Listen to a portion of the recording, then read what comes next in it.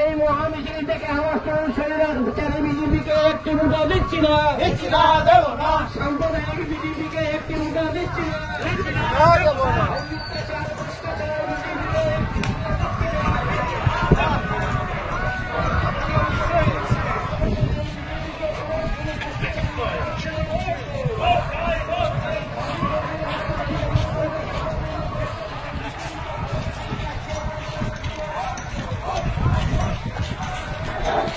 সবাই মিলে আওয়াজ করুন, ইনকলাব জিন্দাবাদ, ইনকলাব জিন্দাবাদ।